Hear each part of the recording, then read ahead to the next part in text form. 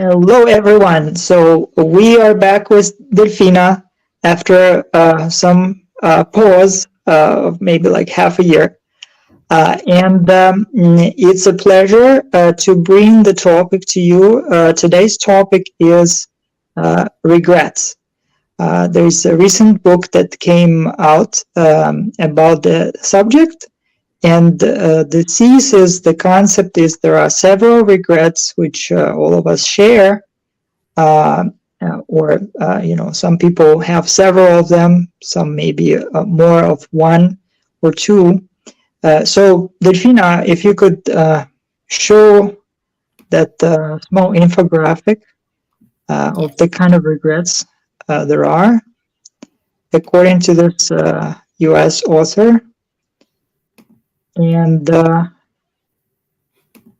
we can discuss in more detail.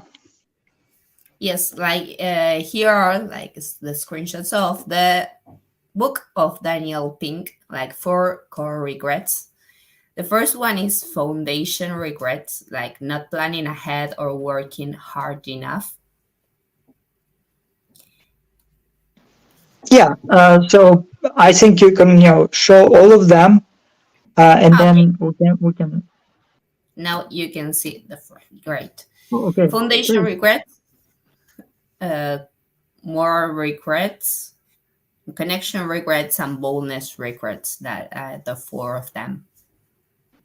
Yeah, so um, maybe if I asked you of these four, in your opinion, which one is the most present in the people that you know?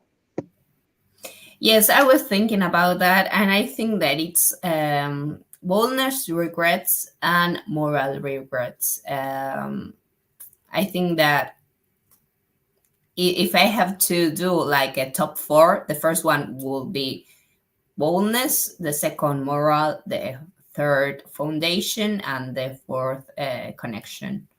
Connection. Yes. Good. So let's maybe talk a bit more about um, moral regrets. Well, what are they about? Yes, it's like not living up to our own standards, and I think that it's like really a personal. It talks about personal standards, and I think that it depends a lot of your social context too. Maybe we usually compare ourselves with other people, friends, family. I don't know. For example, when a friend graduates before you and maybe you compare yourself to them, and knowing that every single person has their own time.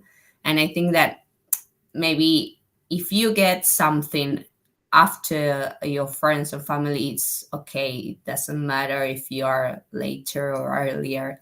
Like maybe sometimes we put that kind of standards to ourselves. And but I think that it depends a lot of the social context. Here in Argentina, for example, it's like a regret that appears in a lot of people. Mm. And maybe you have some thoughts why uh, this is the situation? Why a lot of people in Argentina have such moral regrets? Because sometimes when well, the economic context too, yeah, like it depends a lot of that. um some people like they get a job, but maybe they want to do, for example, I don't know, 2 trips a year, and maybe they can do just one trip a year. So they think that they can live for their own standards, or maybe they want to have a big house with their family, and now they can because of the economic context. So that's a lot of the social pressure too. Like I don't know, a lot of years ago, when you are like when you were 25, you had to maybe have a house, have a family.